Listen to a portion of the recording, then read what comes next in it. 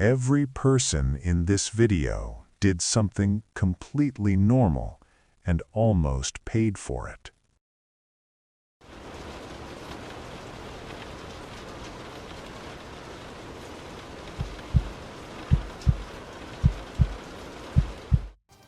I live in a rural town, the kind of place where nothing ever happens.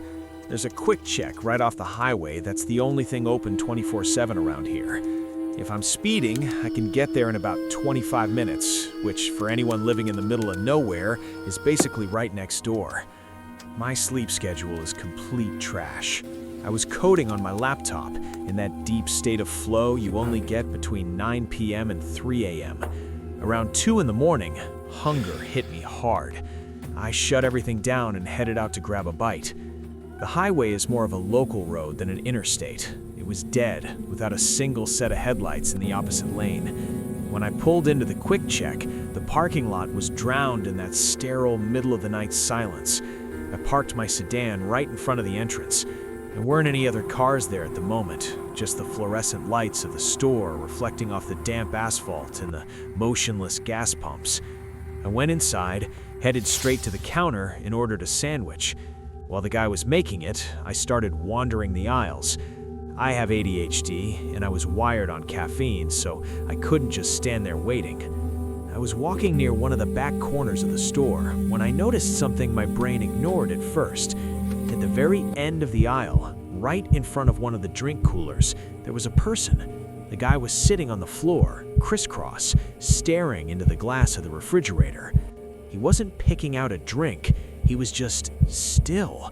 His face was only a few inches from the glass, examining the inside like he was in a trance. He was wearing a brown coat and jeans. The sight was so wrong that I looped around to another aisle. I needed to see his face. My plan was simple: turn the corner fast, get a look, and keep walking like I was just checking out the snacks. The moment I appeared, he whipped his head in my direction. The movement was so sudden it made my breath hitch. This guy was clearly on something heavy. His eyes were wide, disturbingly wide, and his lower lip was vibrating. It was a constant tremor, like he was freezing, even though it was warm inside the store. His posture was what scared me the most. He looked like he was straining with every muscle in his body, as if he were fighting his own anatomy just to stay seated there. He wasn't smiling, and he wasn't glaring with rage. It was a blank, dead stare. I looked away immediately and headed up the aisle, praying my sandwich was ready. I grabbed my food at the counter and walked out without looking back. I got into my car, started the engine, and as I was pulling out onto the highway, I saw movement out of my corner of my eye. The guy in the brown coat came sprinting out of the store at full speed. He tore across the empty lot and jumped into a pickup truck parked in a dark corner of the yard that I hadn't noticed. I hit the road, just wanting to get home. But minutes later, in the middle of that desolate darkness, 2 headlights appeared in my rear view. They were coming fast, way over the speed limit. I thought it might be a cop, so I eased off the gas to pull over. But when the light hit my interior, I realized it was the truck. The guy in the brown coat was riding my bumper. I floored it, desperately trying to get my speed back up, but the weight of that truck behind me was feeling like it was pushing me. The guy started honking like a maniac and flashing his high beams non-stop, flooding my cabin with a blinding white light that ricocheted off my mirrors. I was in a sedan, and he was in a heavy pickup. I knew he had the advantage of strength, but I had the agility. The terror I felt in that moment is indescribable. It's that cold realization that death is coming for you at 100 miles per hour. My speedometer was redlining, and the whole car was shaking. The voice in my head was screaming that if I went any faster, I'd lose control, but if I stopped, he'd end me. I tried a desperate move. I swerved into the right lane, hoping he'd blow past me.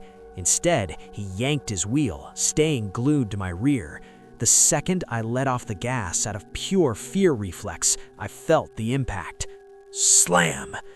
The truck hit my back end with everything it had. The sound of crunching metal and the jolt almost made me lose the steering wheel.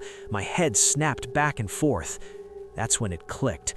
This wasn't a scare tactic. He wasn't trying to spook me. He was trying to kill me. He was hunting me like a wounded animal on the highway. I knew a second hit was coming, and it would probably be the end of me. I saw him in the rear view, positioning himself to hit me again, this time to pit maneuver me. That's when my survival instinct took over. Right as he lunged for the hit, I jerked the wheel to the left and slammed on the brakes. The truck, carrying all that momentum, shot right past me, cutting through the air like a localized missile. I saw him through my side window, struggling with the wheel.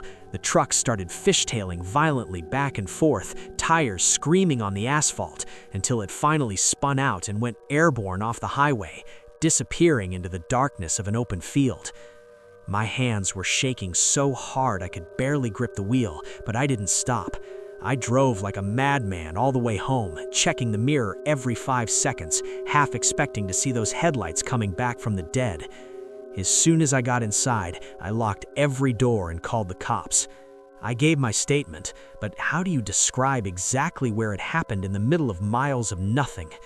The Quick Check clerk probably has the security footage, but it's been a week and I haven't heard a word. My car's rear end is totaled, and I still lose my breath every time I see a dark pickup on the road. To this day, I wonder, what did that guy see inside that refrigerator? And why did I, out of anyone in the world, decide that I shouldn't make it home that night? This happened back in the summer of 2022.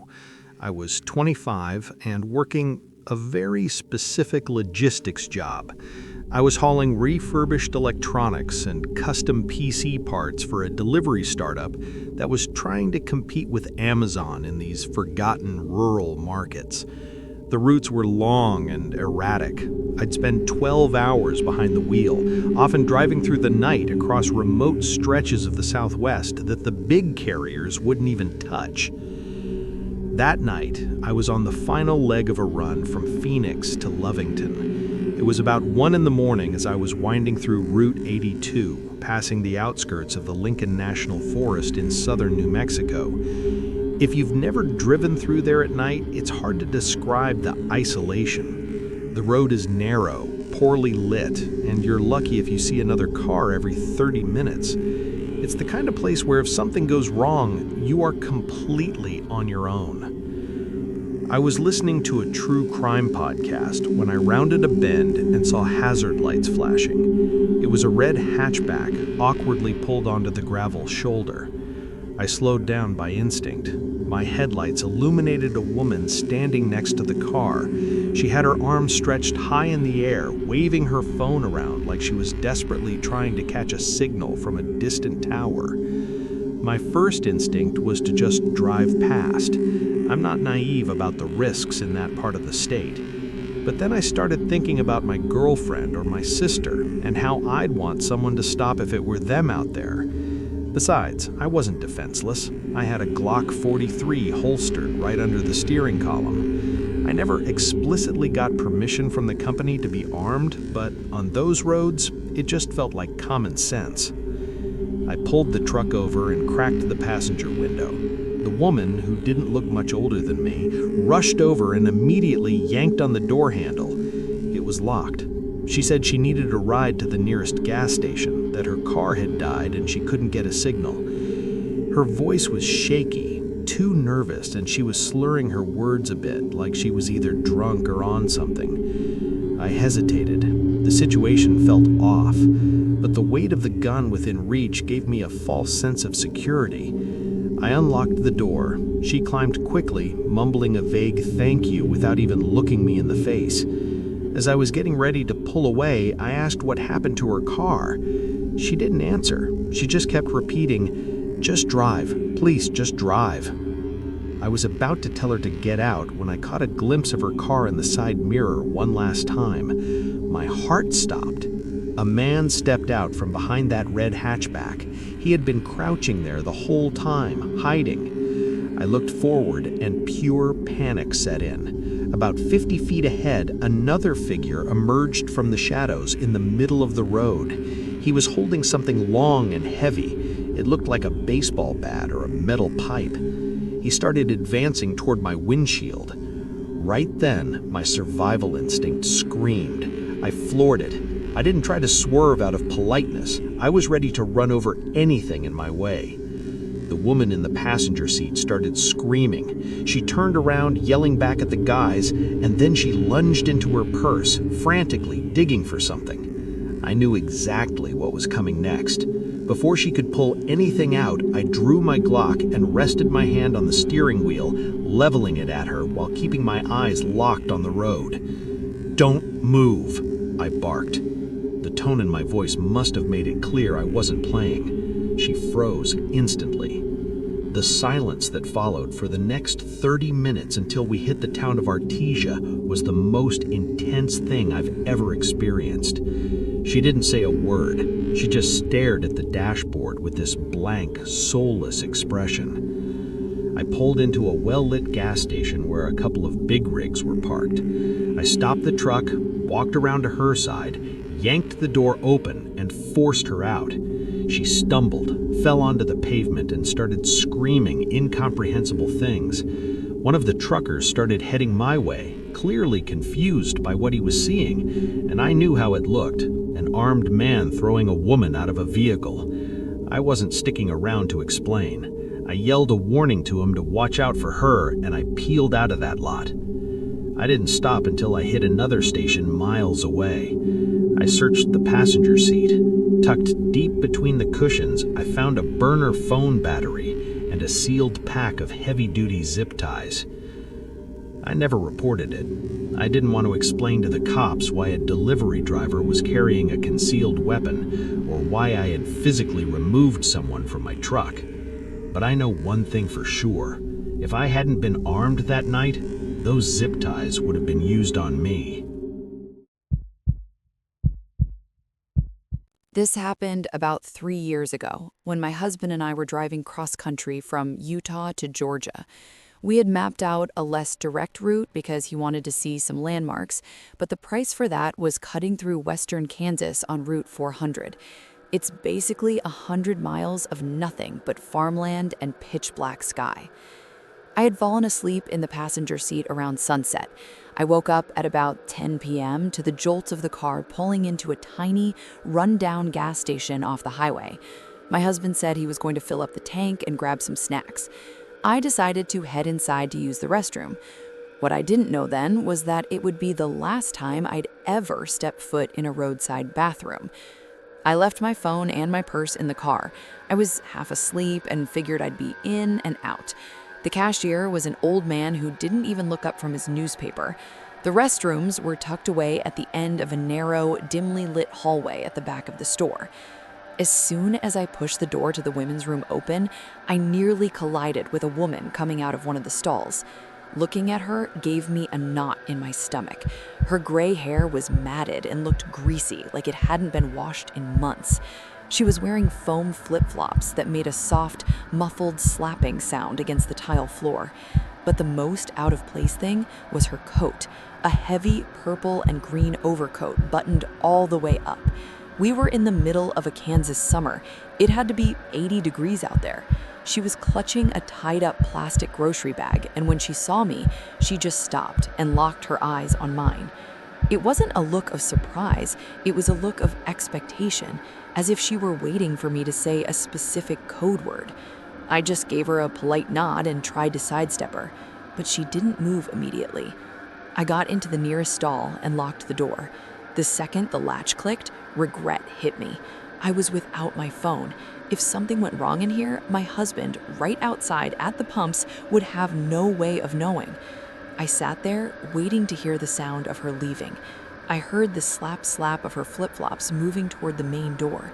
I heard the door open and slam shut. A heavy silence took over the room. I was just about to stand up when my body went cold. I could hear breathing. It wasn't mine. It was a heavy, ragged breathing coming from somewhere inside the bathroom. That's when it hit me. She had faked leaving. She had opened and slammed the front door but stayed inside, likely pressed against the wall right next to the entrance, just out of my line of sight through the stall cracks. I stayed motionless. Time felt like it had stopped. I tried to control my own breathing so she wouldn't know I was onto her game. Then I heard the door open and shut again, and the breathing stopped. A moment of relief washed over me. I waited about 30 seconds.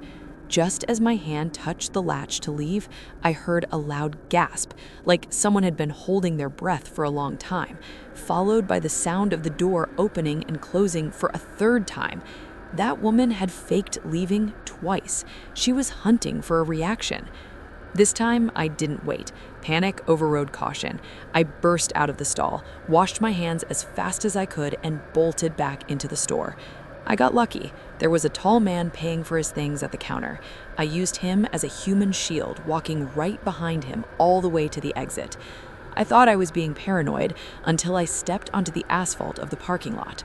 She was there, standing by the side of the entrance, slightly crouched like she was ready to spring. She was holding something in her hand. It looked like a knife, but the lighting was terrible.